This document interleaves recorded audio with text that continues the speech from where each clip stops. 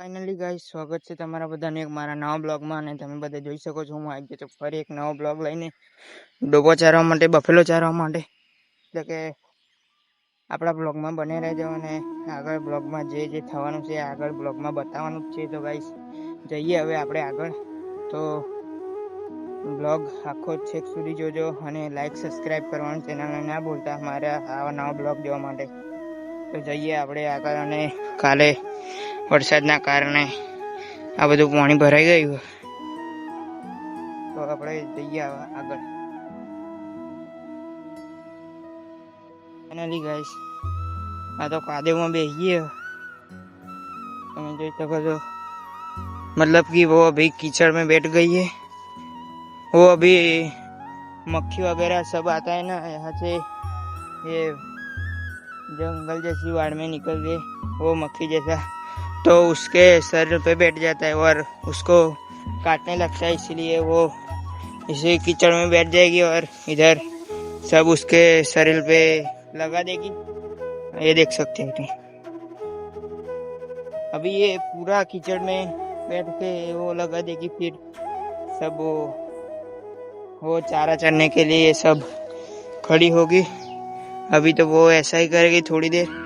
अभी तो वो दोनों तुम देख सकते हो, वो है, वो दोनों, ये देखो, एक वो वाला पाड़ा और वो है.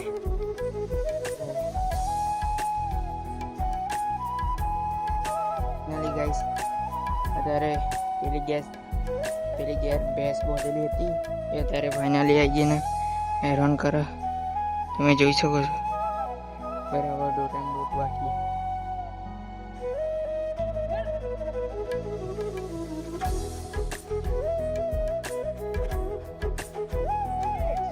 હા તો એ જ એનો કોઈ વાંધો નહીં.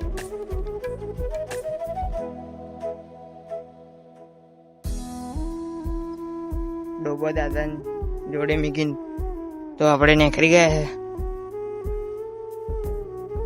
ગાઈસ. વિડીયોમાં ફાઇનલી શબ્દ ઘડીએ આવી જાય એટલે ભૂલ પડી જાય, એટલે ફાઇનલી શબ્દ આપણે લાવવાનો થતો નહીં, બરાબર ને.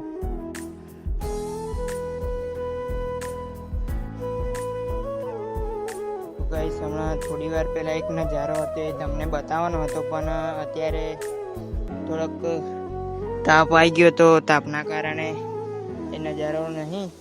કેમ કે ત્યાં ગાડી આપણે ડૂબવા ચાલતેલા ને, ત્યાં પેલા ખેતામાં બાજુવાળા ત્યાં કન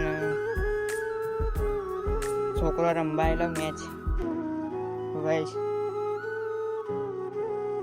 મારા તરફથી તમને સોરી, હું તમને એ નજારો ના બતાવી શકે. તો બીજો ઓટો એ રમવા આવશે તો આપણે બ્લોગ બનાવીશું. તો આ બ્લોગ માટે સોરી તમને બધાને. અને બીજો બ્લોગ જોવા માટે તો જઈએ હવે આપણે.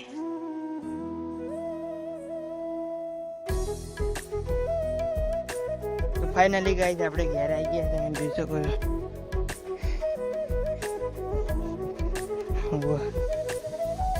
સુમન બે તો બહુ વાત.